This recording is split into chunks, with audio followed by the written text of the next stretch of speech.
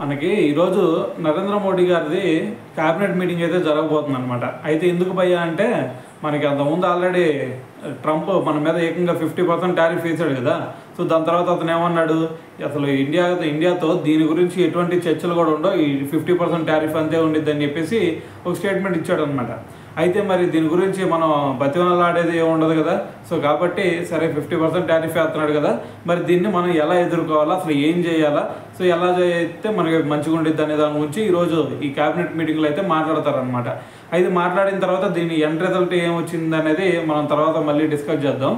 అయితే దీనికంటే ముందు మనం ఆల్రెడీ తెలుసు కదా, మన నరేంద్ర మోడీ గారు క్లియర్ కట్గా చెప్పేశారు, వాళ్ళు 50% టారిఫ్ వేసినా, 100% వేసినా, 150% వేసినా, ఏది వేసినా సరే మనం మాత్రం వాళ్ళ ప్రొడక్ట్స్ ఏవైతే ఉంటాయో డైరీ ప్రొడక్ట్స్ వాటిని మాత్రం అనుమతించే ఛాన్సే లేదు. ఎందుకంటే మా రైతులు, మత్స్యకారులు, అదేవిధంగా పాల ప్రొడక్ట్స్ ఎవరైతే ఉత్పత్తి చేస్తారో వీళ్ళందరూ బాగుంటే మాకు ఏది కూడా ముఖ్యం కాదు.